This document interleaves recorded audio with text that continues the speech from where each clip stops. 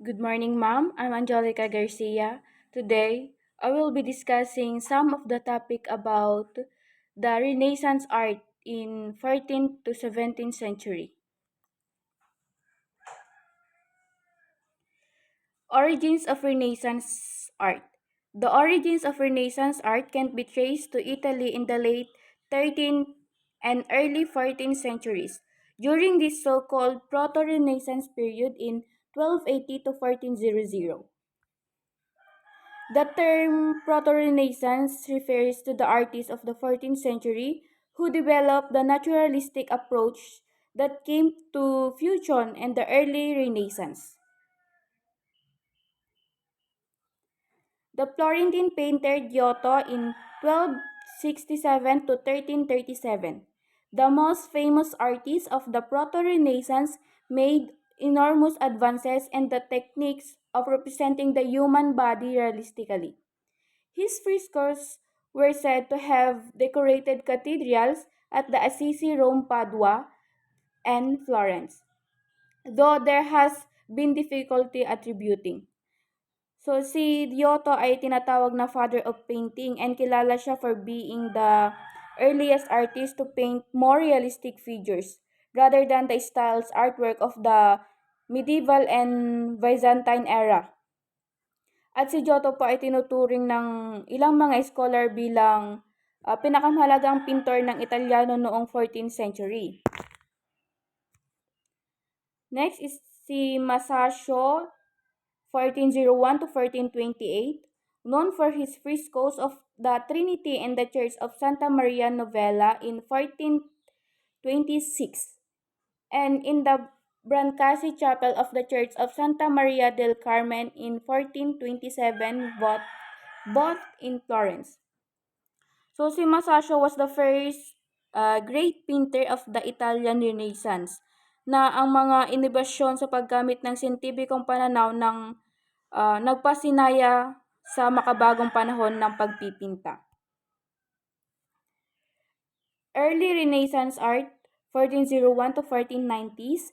In the 14th century, the Proto-Renaissance was stifled by plague and war, and its influences did not emerge again until the first years of the next century. In 1401, the sculptor Lorenzo Ghiberti in 1378 to 1455 won a major competition to design a new set of bronze doors for the baptistery of the Cathedral of Florence. So, Medici family started the early Renaissance sa Florence, Italy. Isang lugar na may mayayamang kasaysayan ng kultura kung saan kayang suportahan ng mga mayayamang mamamayan ang budding artist.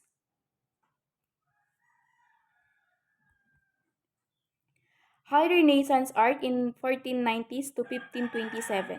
By the end of the 15th century, Rome had displaced Florence as the principal center of Renaissance art, reaching a high point under the powerful and ambitious Pope Leo, a son of Lorenzo de' Medici.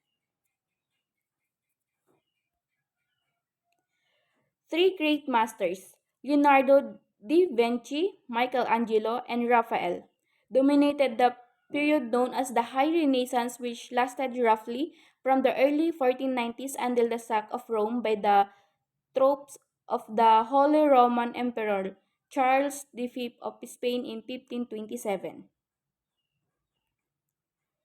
Leonardo Da Vinci 1452 to 1519. He was the ultimate Renaissance man for the breadth of his intellect, interest, and talent in his expression of humanist and classical values.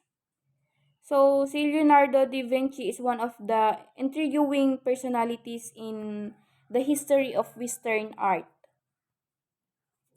Next is si Michelangelo Buonarroti, drew on the human body for inspiration and created works on a vast scale. He was the dominant sculptor of the High Renaissance, producing pieces such as the Pietà and St. Peter's Cathedral in 1499 and the David in his native Florence. Michelangelo was the Italian sculptor, painter, architect, and poet of the High Renaissance.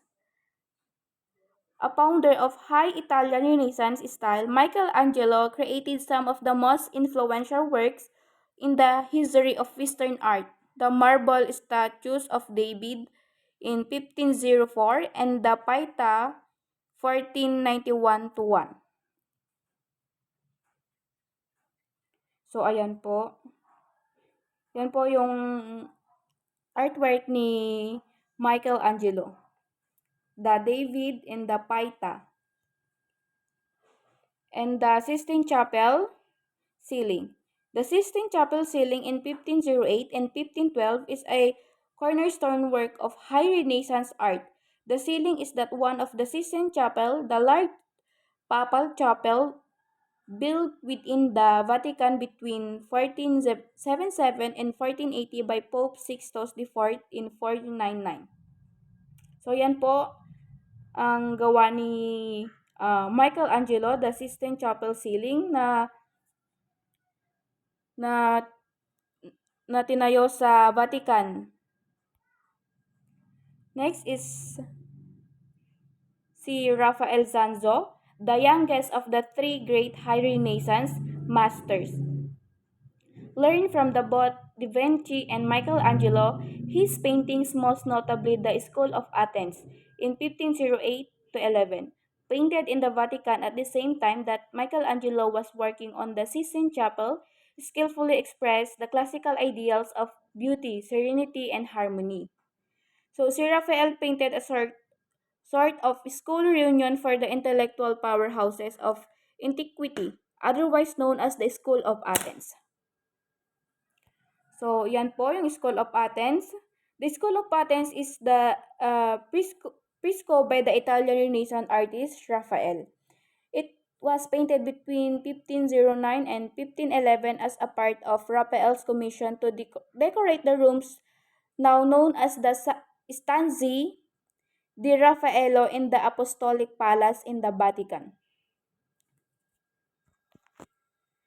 Late Renaissance.